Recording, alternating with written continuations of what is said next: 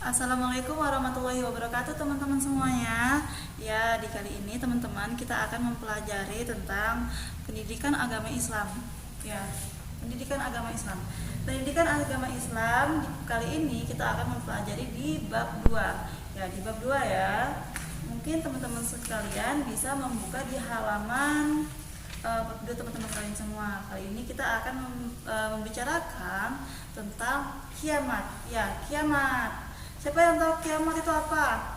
Kiamat merupakan akhir dari kehidupan di dunia ini, khususnya bagi makhluk Allah yang bernyawa. Nah, misalnya seperti ini. Kiamat itu Allah akan menghancurkan seluruh makhluk Allah yang bernyawa tersebut.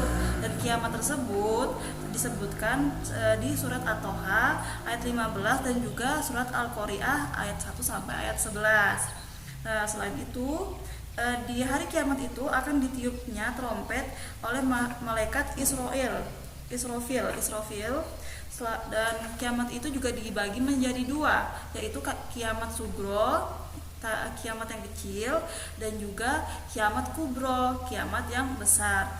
Kiamat sugro itu dapat dirasakan oleh manusia secara langsung, tetapi tidak secara keseluruhan.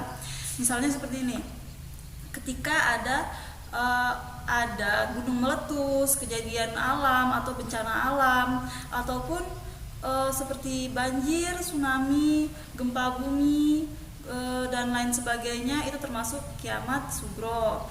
Dan kiamat sugro itu juga dapat disebabkan oleh manusia itu sendiri. Misalnya ketika manusia itu tidak membuang sampah pada tempatnya, maka akan mengakibatkan genangan air itu tersumbat hingga menyebabkan banjir.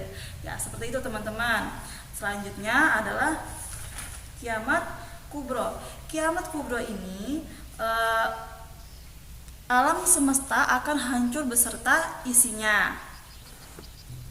Pada kiamat kubro ini, seluruh apa yang ada di bumi ini dan di dunia ini akan hancur, seperti bumi, bulan, dan planet-planet lainnya itu keluar dari porosnya hingga saling bertabrakan dan menyebabkan guncangan yang sangat dahsyat hingga menyebabkan semuanya itu mati semati-matinya. Ya, bukan mati semati-matinya, pokoknya itu semuanya bakal hancur dan mati.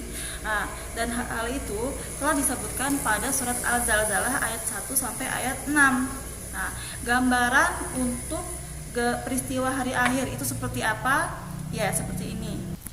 Untuk gambaran peristiwa hari kiamat kubro ataupun hari kiamat yang lebih besarnya itu seperti apa? Yang pertama, bumi akan diguncangkan secara dahsyat. Habis itu, langit akan terbelah dan benda-benda yang akan di langit itu akan saling berjatuhan dan bertabrakan hingga menyebabkan guncangan dan ledakan-ledakan yang tidak terduga dan menyebabkan semuanya itu bakal mati. Yang ketiga, laut-laut meluap dan kuburan terbongkar sehingga semuanya itu bakal terlihat amburadul semuanya ya. Dan yang keempat adalah manusia dan gunung pun berterbangan. Jadi kalau misalnya kalian melihat angin puting beliung ya, itu kan dia kan berputar terus, tapi ini yang berputar tuh bukan hanya partikel-partikel kecil atau semacam kayak debu-debu aja, enggak, tapi ini semuanya, mau itu gunung, mobil, manusia, semuanya saling berterbangan dan saling bertabrakan hingga menyebabkan semuanya akan mati. Nah, untuk mengetahui tanda-tanda hari kiamat itu ada beberapa ya. Tanda-tanda hari kiamat itu dibagi menjadi dua, yaitu kiamat untuk kecil dan kiamat yang besar. Untuk kiamat yang kecil itu ada beberapa ya teman-teman. Nah, yang pertama adalah banyak ulama muslim yang wafat. Habis itu ilmu agama itu sudah dianggap sebagai sesuatu yang tidak penting, sehingga banyak orang yang sudah meninggalkan agama dan acuh tak acuh terhadap agama. Setelah itu ada juga maksiat semakin terang-terangan sehingga orang-orang itu menganggap sesuatu yang salah itu benar dan yang benar itu menjadi salah. Ya, habis itu juga banyak laki-laki berperilaku seperti perempuan dan sebaliknya perempuan yang berperilaku seperti laki-laki. Dan juga banyak peperangan yang terjadi, misalnya mulai dari pertengkaran, habis itu peperangan antar negara ataupun perang saudara antara saudara itu sendiri di keluarga itu bisa jadi menyebabkan, dan itu merupakan tanda-tandanya.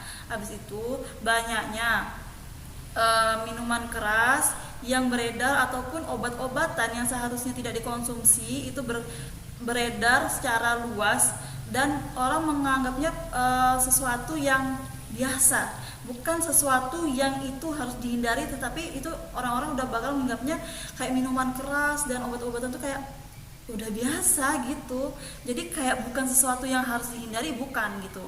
Setelah itu banyaknya orang-orang yang mengaku dan bermunculan seperti dia mengaku menjadi dia itu adalah Rasul dan dia itu adalah Nabi.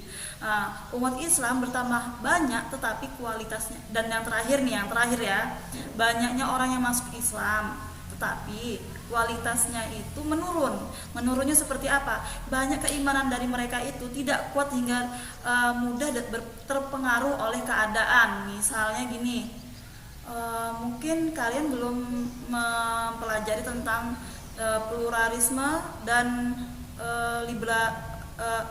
liberalisme ya, tapi nanti suatu saat lagi kalian bakal mempelajarinya di tingkatan yang lebih tinggi. Banyak yang kayak menganggap aku Islam, aku sholat kan bacaan sholat juga dalam hati kan, jadi aku nggak harus melakukan sholat secara fisik tapi dalam hati aja nggak apa-apa. Itu yang salah. Ketika orang sudah banyak berpikiran seperti itu merupakan salah satu ciri-ciri tanda kiamat kubronya gitu. Untuk kiamat kubro ya itu seperti untuk tanda-tanda kiamat kubro itu ada beberapa juga. Yang pertama, matahari sudah terbitnya tidak dari timur lagi, akan tetapi terbit dari barat. Jadi apa teman-teman? Matahari sudah tidak terbit dari timur lagi, tetapi dia terbitnya dari barat. Habis itu lenyapnya Al-Quran dan mushaf-mushaf dari hati umat Islam.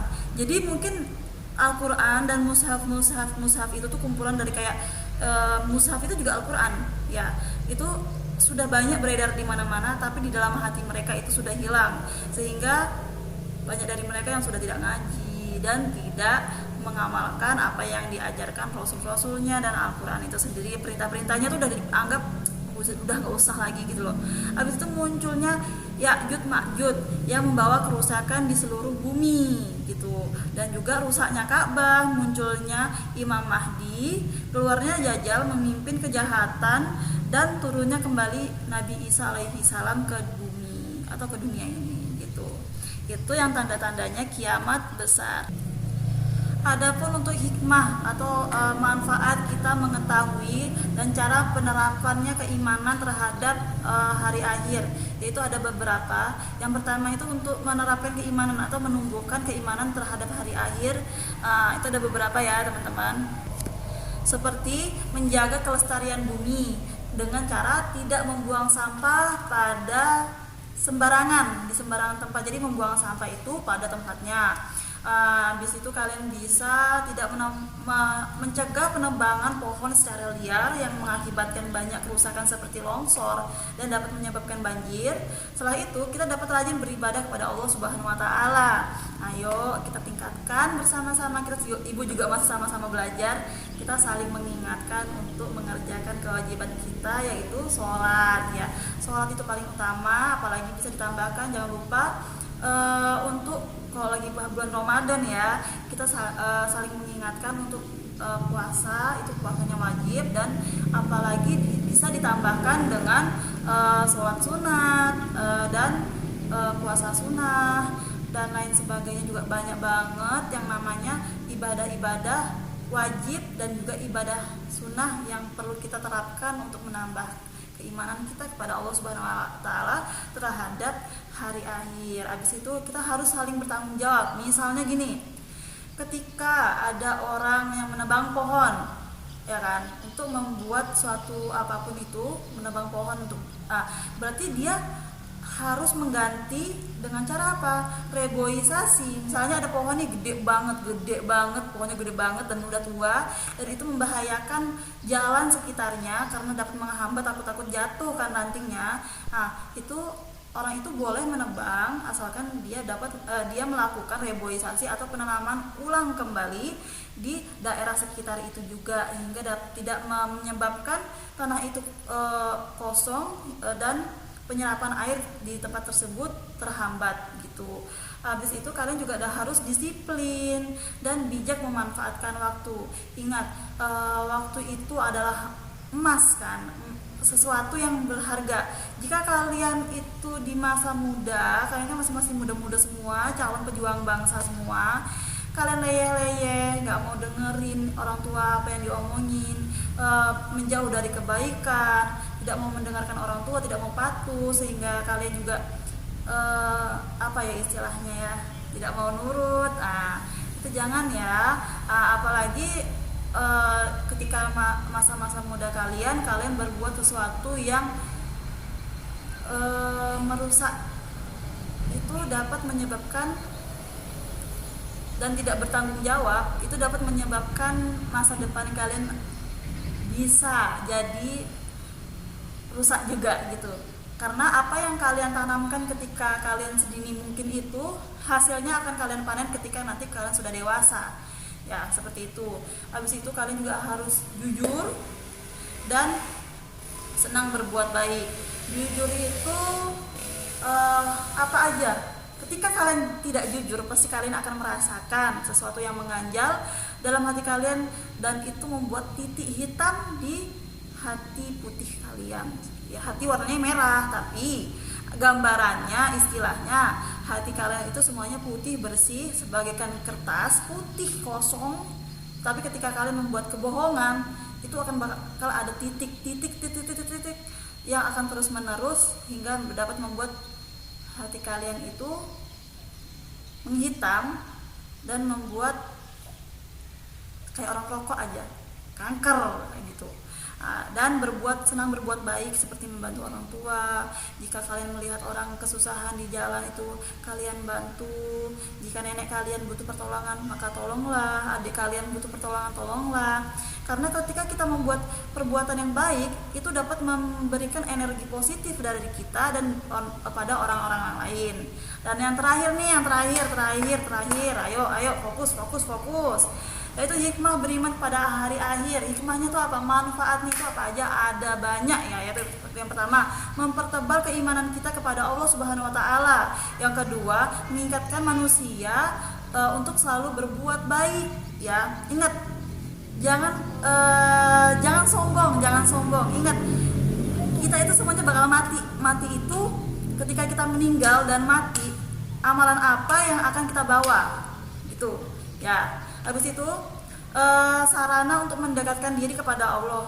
Jadi apapun yang kita lakukan, semua perbuatan baik itu dalam ibadah, perbuatan muamalah dan lain sebagainya, jadikan ini perantara kita untuk lebih dekat kepada Allah, biar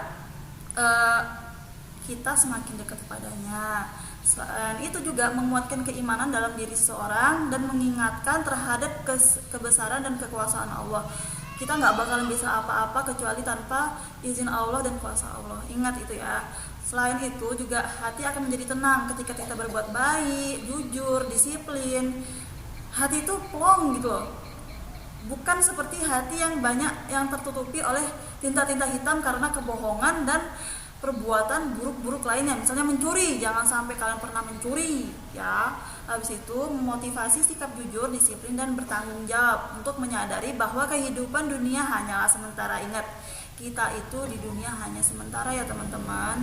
Kita nggak bakal selamanya itu di dunia, enggak. Kita nggak bakal selamanya itu menjadi anak kecil terus, enggak. Ingat, kalian bakal jadi besar dan bakal memanen perbuatan kecil kalian gitu. Jadi ibu harapkan semuanya di kali ini kita semuanya bisa berbuat baik dan menambahkan keimanan kita terhadap hari akhir, untuk lebih mendekatkan diri kepada Allah Subhanahu wa taala. Mungkin sekian yang bisa ibu sampaikan, kurang lebihnya ibu mohon maaf. Terima kasih. Wassalamualaikum warahmatullahi wabarakatuh. Dadah, see you next time. Jangan lupa kerjakan tugasnya.